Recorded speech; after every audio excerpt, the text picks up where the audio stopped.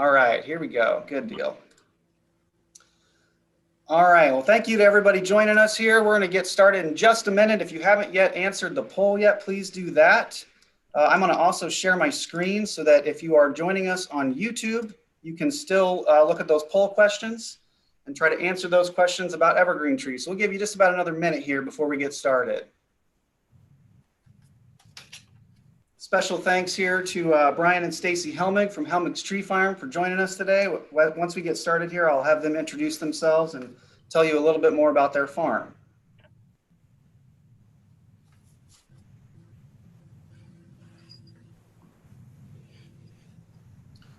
All right, it's 1:03, so I'm going to go ahead and end the polling here, and let's see how we did here. All right, so our first question.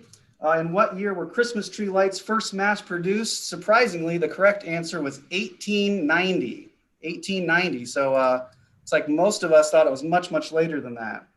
Second question about how many Christmas tree farms are there in the United States?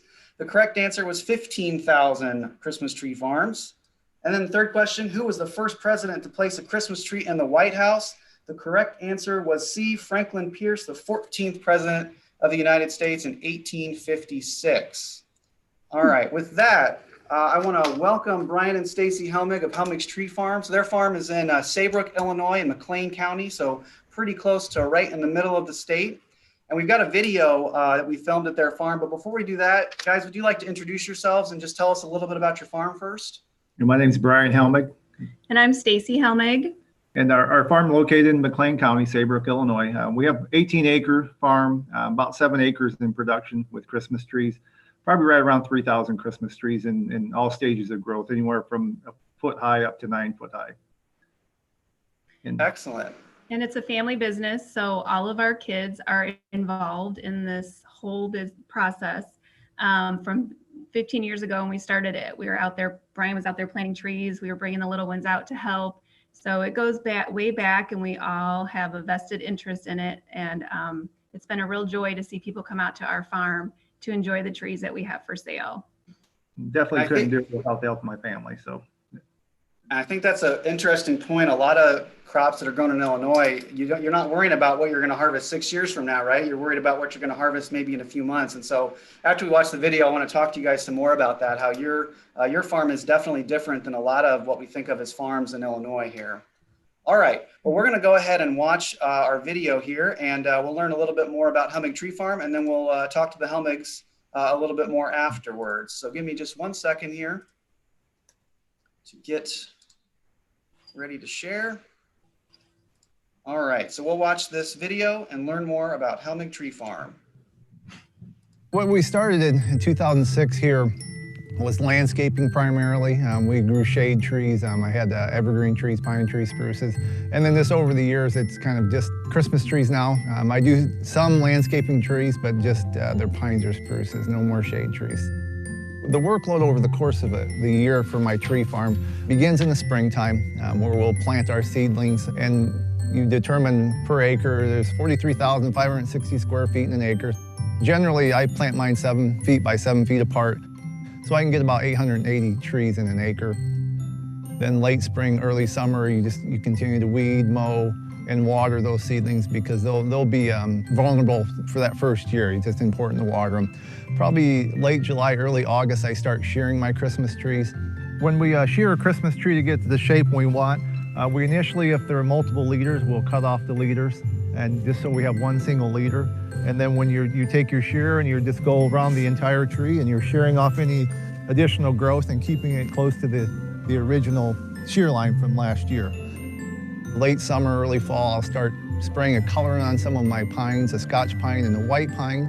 They lose their color, they'll fade because of the sun's UV rays will naturally fade, and just on the pines, so I'll spray a few of those. And then once fall time is here, I start prepping for the next year. I'll start mowing and tilling an area that I'm going to be planting in the spring. And then once we move closer in the winter time, I start to cut down some of the Christmas trees.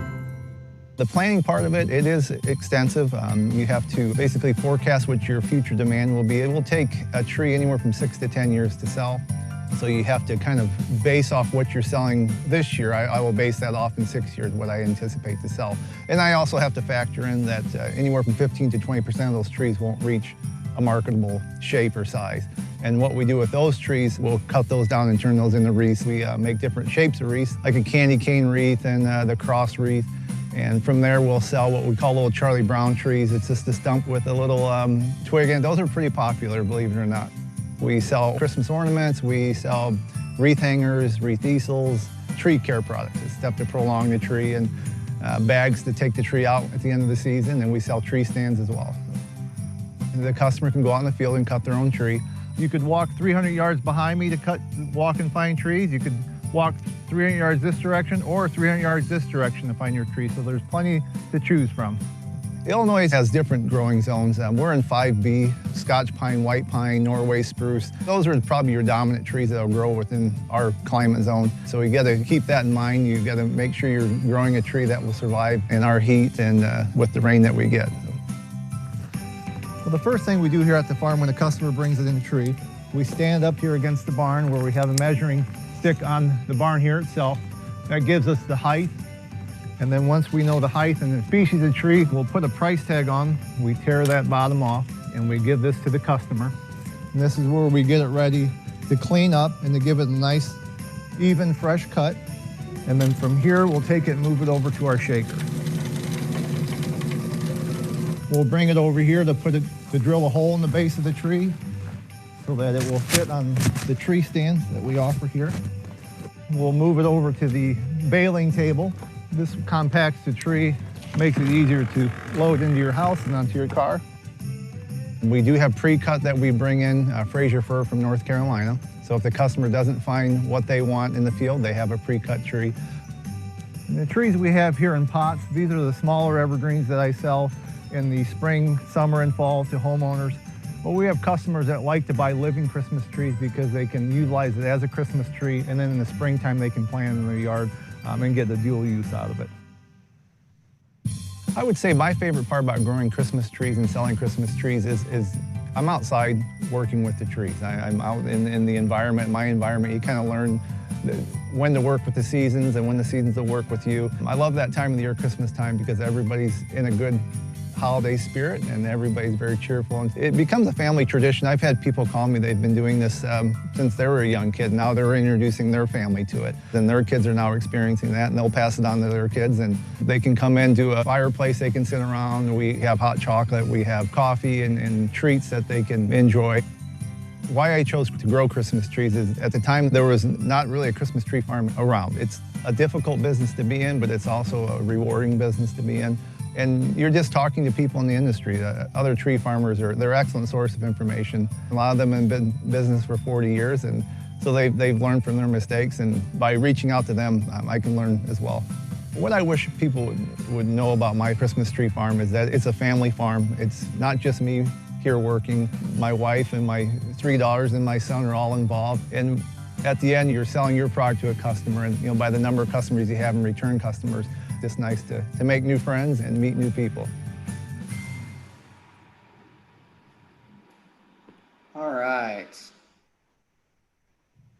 Very good. All right. Excellent. Well, those of you watching on Zoom webinar, if you would like to use the Q&A feature and ask questions, we would be happy to answer those questions. Oh, sorry, I got another video playing here. All right, there we go. Yeah, so ask questions on the Q&A feature, and the teachers, if you want to tell us where you're at, we will give your class a shout out. Those of you joining us on YouTube Live, unfortunately, we don't have a way for you to ask questions on YouTube. So I'll go ahead and start us off here. So Brian and Stacy, you both also work off the farm. And so this is actually a lot of farmers in Illinois and across the country rely on income from off the farm in order to make their farm work. Can you kind of talk about how that works for you guys? Stacy, you mentioned already about starting the farm 15 years ago with young kids, but how do you guys balance all that? You have 4 kids, you have other jobs, you have the farm. How does that work for you? Well, I think it starts out, we're a team. We each have to help each other out. When we first moved here, we knew we were going to start the tree farm. I was a stay-at-home mom then, and we just worked our way up, and eventually I ended up getting a job outside the home. And Brian was still able to do the tree business at home and do his job too. And it is a balancing act, I'm sure. It is a balancing act. There are times where things you need to get done, you have to do them. It's with any small business, you have your goals, you set your goals and what you want, where you want to be in 5 years, 10 years. And there are times where you just would rather just relax, but you have to get out and do the work and plant trees, dig trees, cut trees, and get them ready for the customer in the winter time. So. Yeah, I'm sure it's you have to do the work when the work needs done, right? You can't put it off. Yeah, for sure. So you talked in the video about how many years it takes for a Christmas tree to grow from start to finish. Can you talk about over the course of a year, what kind of care and what kind of work are you doing on the farm as opposed to like in December, you're obviously really busy, but what happens in the rest of the year? Well, in the springtime, I start planting seedlings. I'll order seedlings using the formula of how many square feet are in an acre versus how far I plant them apart. I usually go 7 by 7 feet. That's the width of my equipment. So it's important to quickly plant the seedlings. I guess I tell the kids when they're helping me plant to treat it like a fish that's out of water. The roots need to get in the soil as quickly as possible and avoid the air because that will damage the tree. And you won't find that out until the end of the year when the seedling doesn't make it. So it's important to get the trees planted quickly. Once the seedlings are planted, we'll go through and mow and water the seedlings, especially the first year. Very important to keep those young seedlings healthy. And throughout the course of the summer, it's continuing the mowing. It's pretty much work every day. So you're mowing in between the trees, around the trees, monitoring for pests, bagworms, any other type of fungus that may be attacking the tree and monitoring that. Then the summertime in August, in July and August, when it's usually the hottest, it's time to start shearing the trees. I used to do it by hand with a knife. Probably 8 or 9 swipes around 3,000 trees. I eventually went to mechanical shear, so it's a little quicker. And then in the fall time, I start prepping for the next year. I'll set some ground aside and have to till that and get it ready for the next year. And then also start ordering my seedlings for the next year. I just a little late this year. I just ordered seedlings for next year. And then once Christmas time comes, you start prepping. The trees are ready. You spray a little bit of coloring on some of the pines, and get them ready to sell. So, and then we'll cut down the trees that didn't make it to Christmas tree form, like a nice cone, like you would normally expect a Christmas tree. We'll cut those down and make wreaths out of them, swags, the Charlie Brown trees that you saw in the video. And this That's is really cool. Go ahead, Stacey. I'm sorry, and this is with the help of all of the kids and myself. I'm more like behind the scenes help, but yeah, the kids have to help. It's just we have so many trees and things to do. It's hard for him to do it all himself. So we all are working together. So you've got kids, wide range of your four kids. What kind of jobs do they do on the farm? Well, I have one daughter. She helps me. My second oldest, she'll help me with the shearing. She'll go through and she'll prune the leaders. If I have multiple leaders, you only want one straight leader. She'll go through and shear those. And my son helps me on the tractor. He'll help me remove the stumps from the previous year so we can plant. He'll help with the mowing. And the Christmas time, my wife and one of my daughters, they're the social butterflies. So we keep them in the office to talk and meet with the customers. My oldest daughter will help. She makes the wreaths. She kind of takes charge of that area. And she's got a couple kids that kind of work under her and she that we hire. And she keeps them busy. And she's more creative with the wreath than I am. So. Excellent. And I think you mentioned earlier that even trees that don't grow and don't look like they would be a good Christmas tree, you found ways to use everything, right? So nothing's really going to waste. I think that's really interesting. You also mentioned about prepping new land. So, a lot of times in Illinois, we think about growing corn and soybeans are two major crops. And, we rotate those crops because the soybeans add nitrogen to the soil that helps the corn grow the following year. I don't know much about soil health with trees. Do you have to do much as far as watching out for soil nutrition and soil health, or how do you manage that? It's not overly crucial, in my opinion, for Christmas trees. The variety I choose, like a Scotch pine, white pine, or Norway spruce, can pretty much grow in a wide variety of soil. One thing you have to just be careful where you're planting, like white pines, it can't be a heavy clay. It has to be a well-drained soil. So I'll plant different trees in those areas. But yeah, for me, pretty basic right now, just till and watch out for the wetter areas and where I plant my trees. And That's interesting. Even on 18 acres, you still have different soil types. You still have to make sure you understand the different soil around that property. correct. Yeah. Yeah. Well, let's go to some questions from some of our students here. One question here is, what's the biggest tree that you've ever sold? Off of my farm, probably about 10 foot is as tall. I usually try not to let them get that big because they're hard to manage, hard to maintain when they get to the 10 or 11 foot range. They're harder to shear. I try to keep mine under 9 foot or less. And for those customers who want a taller Christmas tree, I'll buy pre-cut Fraser fir, bring them in from North Carolina. And this year we bought some as tall as 12 foot and actually 13 foot. So. Wow. Okay. Yeah. Excellent. We got another question here from Bobian School in Chicago. The question is, why did you start this business of growing Christmas trees, and what inspired you? The reason why I started and what inspired me is I just grew up in the garden. I grew up, my parents taught me how to garden. I had a great aunt who had a farm, corn and soybeans, and just kind of learning from them the benefit that you feel, the goodness that you feel of producing a crop or producing a product, and the end result. You have either vegetables or corn or beans, or you have a Christmas tree that you can sell to someone and they're happy with it, and it kind of starts their tradition. So. Excellent. We've got a couple questions here about how much do the live Christmas trees or real Christmas trees cost? So can you give us kind of a range of what those cost? Like a price range that I sell them for? Yeah, right. If somebody's going to come to a Christmas tree farm like yours and buy a Christmas tree, what's the price range for those? Usually like the pines they'll be on the lower end. I'll start like a 6 foot out at $30, and the price will go up $5 a foot from there. They're a little faster growing, so I keep their price a little lower. Some of my slower growing trees, like some of the spruces I have, and I do have Douglas fir, they're a little slower growing. Those are a little on the higher end price wise. They'll start off in the $45 range. So.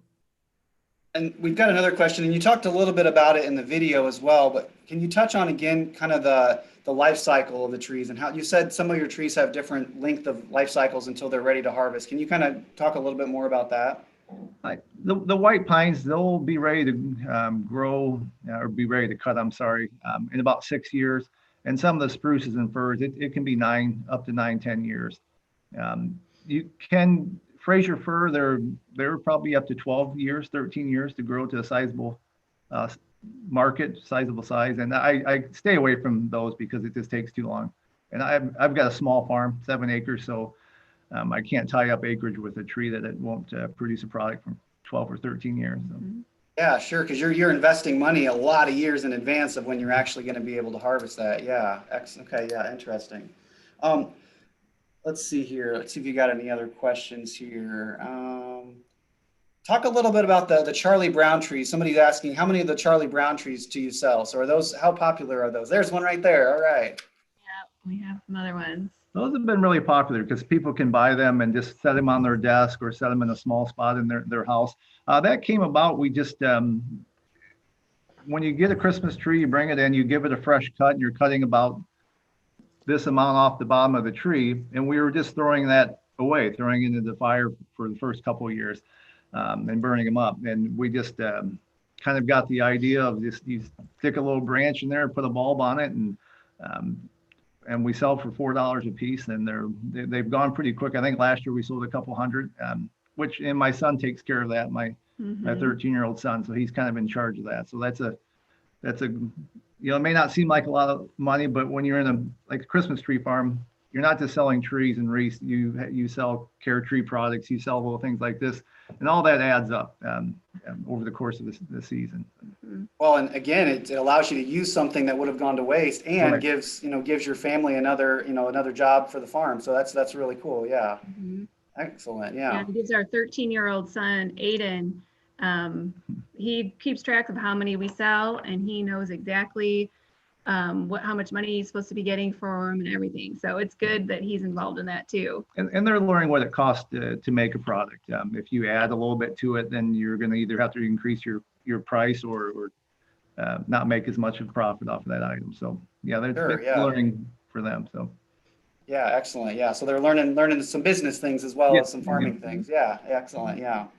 So we've got a question here. Has there been a year when it was hard for you to sell Christmas trees? So how have you kind of seen over the years of your business as interest in live Christmas trees changed?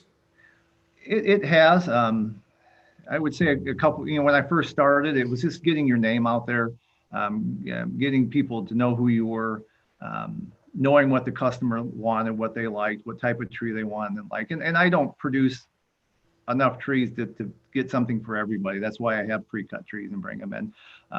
I would say probably a couple years ago, I was short on trees because back in 2008, if my memory serves me right, it was a dry year, and a lot of Christmas tree farms lost a lot of trees because of the heat and the drought. So I probably lost 80% of what I planted that year, and I don't see the effects of that until 6 to 8 years later. But and during those years when you have that, you just have to supplement with the pre-cut trees. So Yeah, rely on other farmers from other parts of the country. Yeah, right.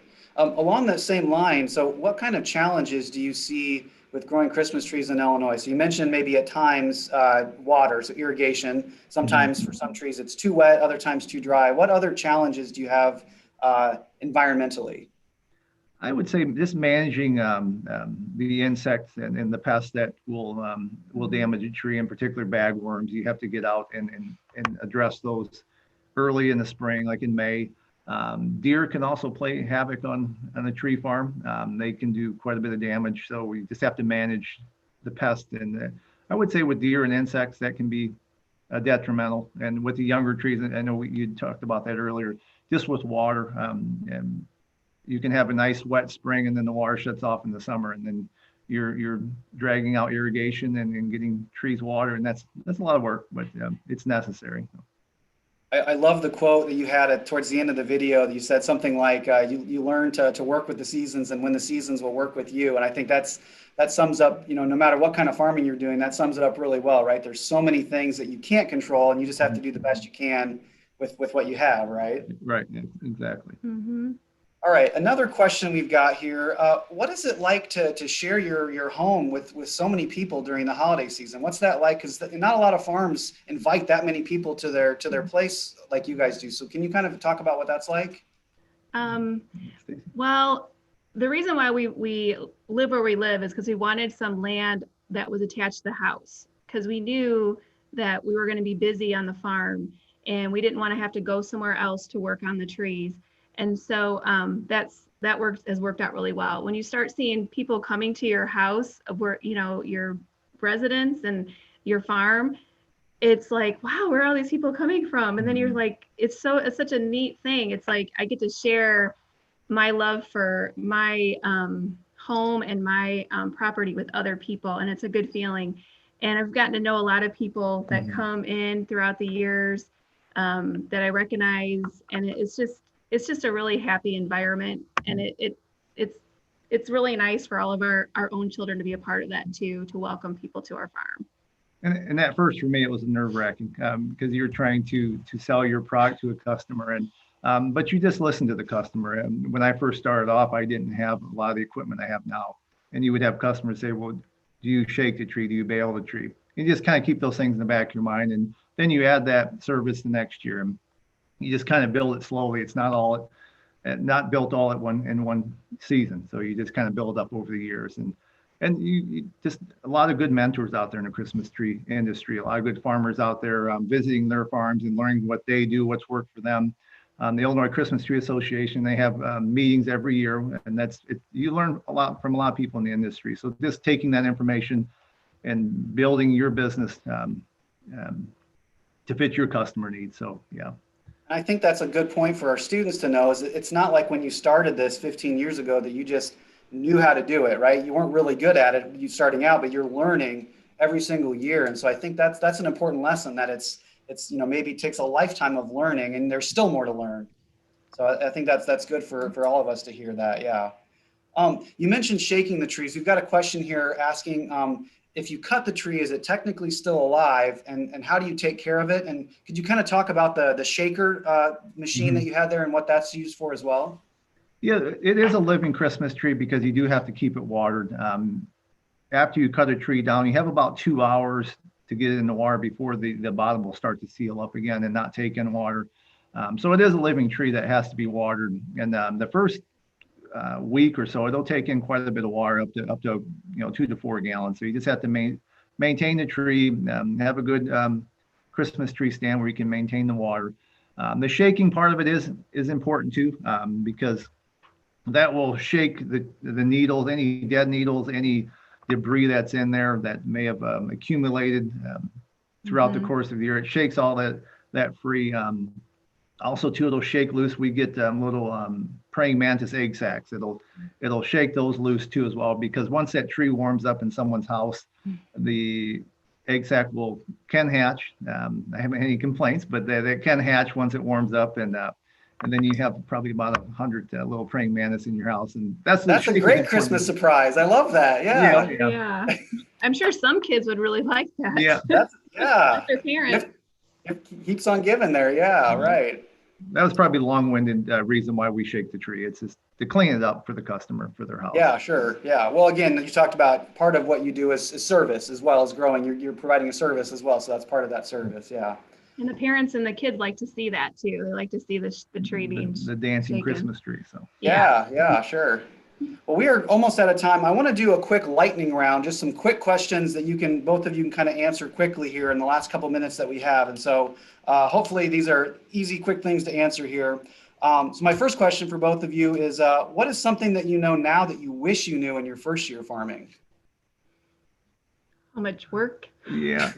I don't know if I'd want to know that now or not. It's a lot of commitment. A lot of time, a lot of commitment, a lot of work. Weekends, evenings until the sun goes down, and sometimes beyond. So maybe more mental preparation for what that looked like. Yeah.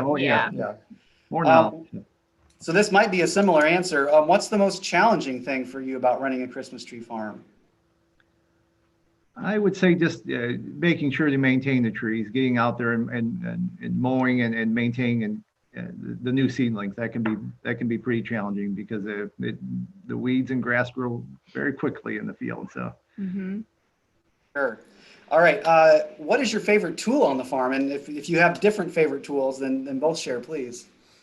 Favorite tool on the farm would be the tractor. Without it, I don't think I could do anything. It would be very difficult. It is definitely another extension of the work that I need done. So. Yeah, I'm a fan of all the machines because it gets the work done, and he knows how to do it. So gets him back inside faster, right? Yeah. All right. And my last question here, and Brian, you kind of touched on this in the end of the video. What is your favorite thing about running a Christmas tree farm? Just dealing with the people. I mean, seeing the kids come in, talking to the parents. They talk about when they were a kid, they used to come out to a Christmas tree farm, and now they're introducing their kids to it. And just meeting a lot of great people out there in not only just McLean County, but we have people come from, a couple hours away. So it's just great meeting all the people and good folks. So they're so happy to come to our farm, and it's just a really good feeling. Yeah, it's a pretty special thing to be a part of that tradition with families everywhere. That's very cool. Yeah. Well, before we end, I want to give a plug here. Next Thursday at 1 o'clock, all you teachers and students listening, we are going to do an author interview with the author, Patricia Tote of Pick a Pine Tree, which is a book about going to a Christmas tree farm and picking out your Christmas tree. And so teachers, if you haven't signed up for this yet, if you go to www.beyondthebarndoor.wordpress.com, there's a link to sign up for our author interview. So again, that's next Thursday at 1. We'll again try to do that both on Zoom and on YouTube Live. With that, Brian and Stacy Helmig, thank you so much. I really appreciate you coming on today. And I think it's so important it's easy for us to kind of not think about all the work that goes into all the agricultural products that we use every single day and even this time of year. And so I just really appreciate you being willing to come on and share your story and help us better understand all the hard work that goes into that. So thank you very much for joining us. Well, thank you so much. It's been great. Thank you.